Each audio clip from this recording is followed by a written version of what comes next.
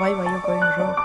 It backfired on me. What do? And you're pregnant. You want to be a wife, you're playing the wife role, you're also trying to be a mother.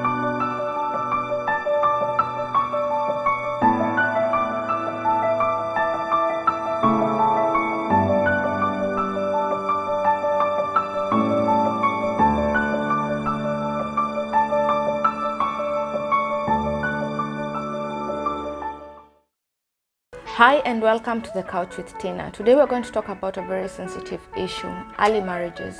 Early marriages is when teens, or most affected cases is when girls who are quite young get married to older guys.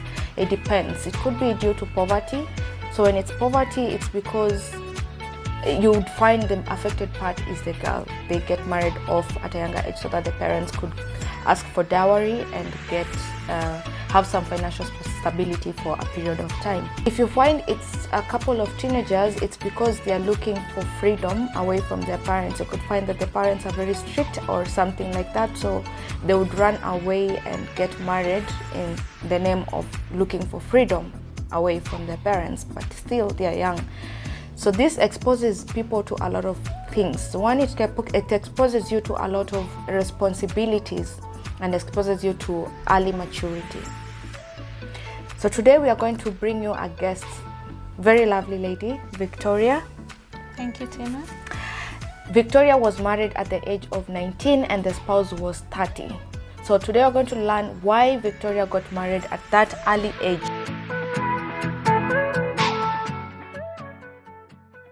Got married in the first place was because I got pregnant. Early pregnancies is one of the issues as well. That was one of the reasons. And then my partner was working. Me, I wasn't working. And I looked at my life. I was so young, and here there is a baby coming in. How am I supposed to take care of this baby? At the same time, I grew up in a home where my parents were so strict. Like, it's their way or no way. Like, we didn't have a voice. So I knew even if I went back home, it was not gonna work. So I decided to stick by this man. And so what you're saying is what prompted you to getting married at an early age was the pregnancy, the teenage pregnancies. Yeah. So that is the biggest issue in our generation at the moment. It's not like people want to get married off mapema. It's not peer pressure or it's not due to freedom, but for your case was early pregnancy. Yes, it was early pregnancy. If it wasn't because of that pregnancy, you wouldn't be married. You wouldn't have been married at that age. I don't think it would have happened. But you still said that your parents were extremely strict, so it was one of the reasons that you found that you wanted your own space. Yes, okay. One thing, after high school, I started working because then things weren't okay at home. And when I started working, definitely one of the people that you're gonna interact with when you're working, they are mature people, you know? Yeah. And when you interact with mature people, somehow even your level of thinking becomes different because you're exposed to something different. Yeah, it becomes different in the first place. Yes. Yeah. So anyway, so when we met with the father of my baby, then I was feeling my parents weren't okay, and I was seeing some security and some safety in him at the same time. As much as yes, I was working, plus also now as we continued dating, I got pregnant, and when I got pregnant, it was like, why not? So at the age of 19, I remember in our school days, we used to be taught about protective measures of how you can prevent teenage pregnancies. Why were you going raw?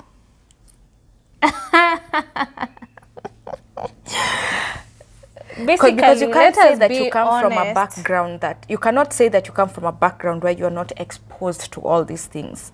I'll be honest, for me, I'm speaking on my behalf. Yes. I was really naive, I'll be honest. And yes, there was protection then, but also kuna vile tu pia nilimanipulate ama niseme niliitikia kwenda hivyo raw. So it was out of manipulation? What can I say?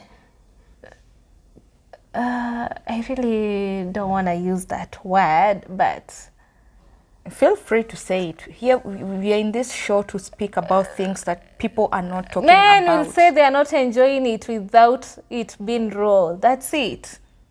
And that's how I that a started. thing?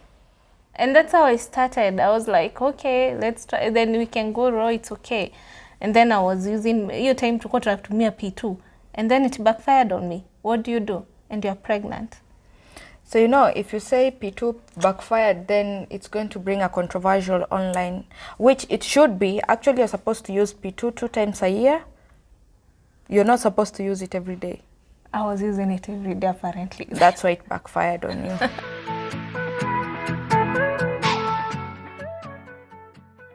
It wasn't easy at all. Cause one, he wasn't giving me so much, even emotional support. Let me leave alone the financial support, even the emotional support. So like at times, of course, I would get late. He would lock me out. He would ask me, now, whom am I relating with? How am I? As in, it just came with so many. I don't know. I don't know. I don't want to say, maybe, I don't know whether he had insecurities. I really can't speak on his behalf, but it started like being abusive, you know, like he would lock me out. I would literally sleep outside so many times.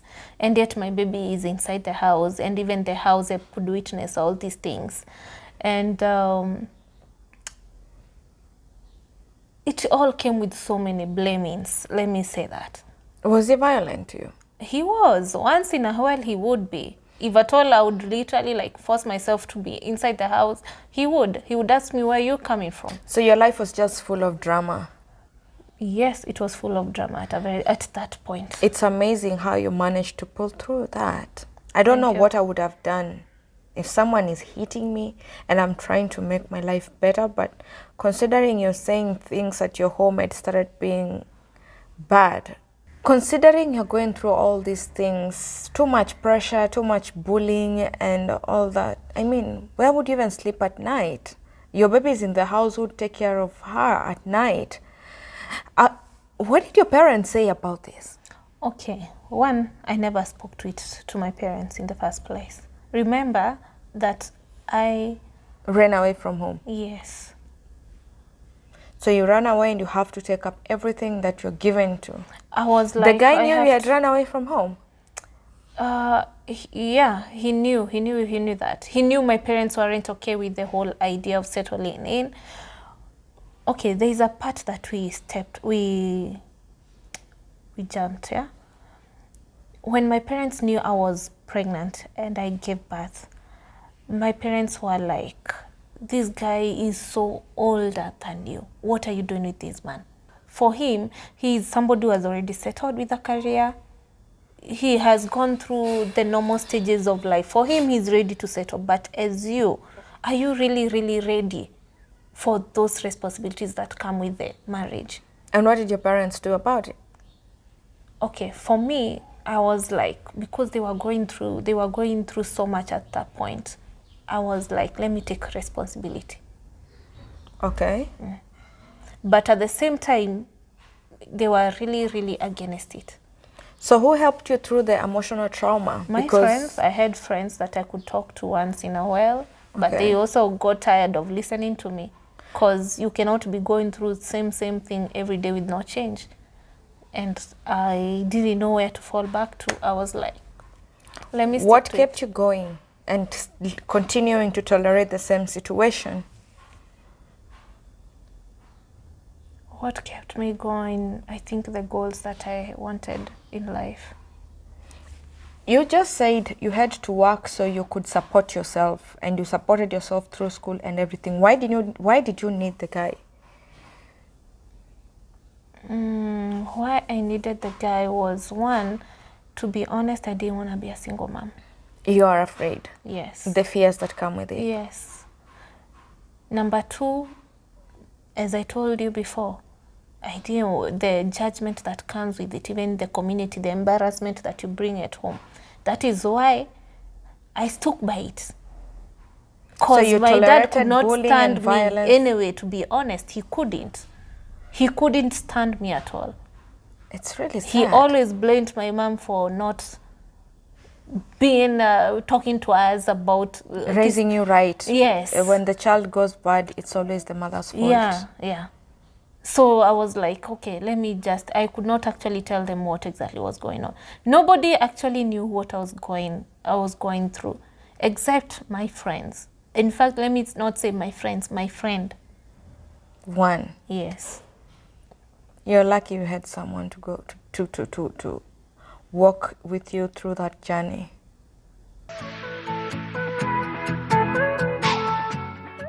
Did you manage to go on with your education after the baby?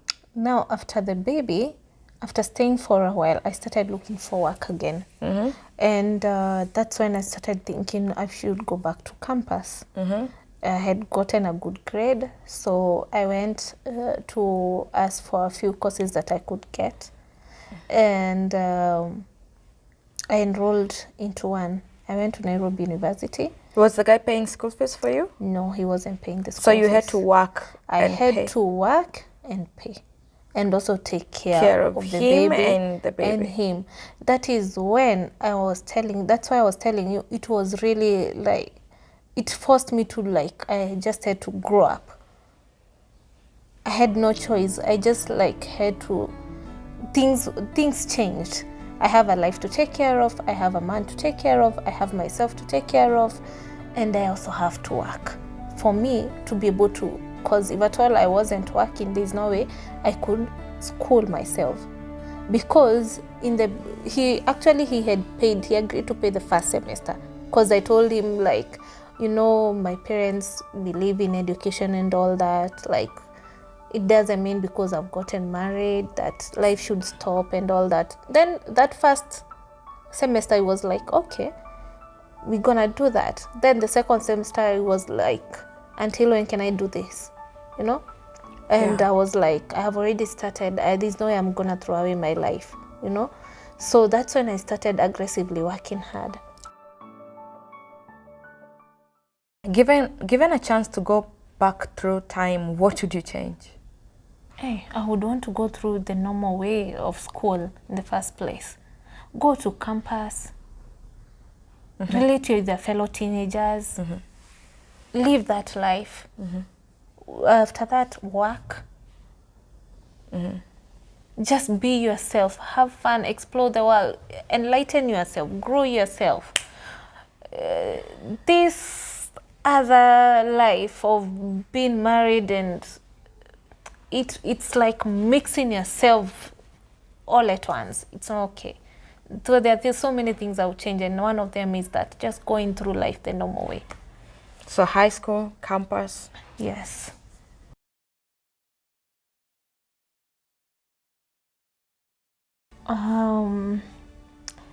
First, don't get married because you're pregnant. That is one thing that I would tell girls.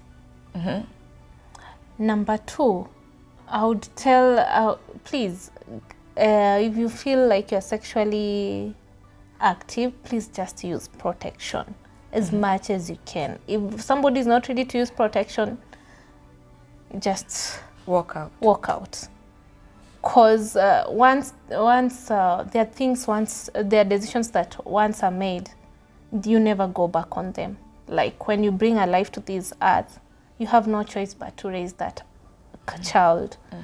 And because you're a child, honestly, you cannot be able to give the best for that child. But if at all you give birth when you are mature, you are able to give the best to that child. So also know that at 19, 18, 20, akili yako bado ina grow. You are still you are far away from being an adult. So don't act like you are a mature adult. You are not. As in there is still process of growth in your mind.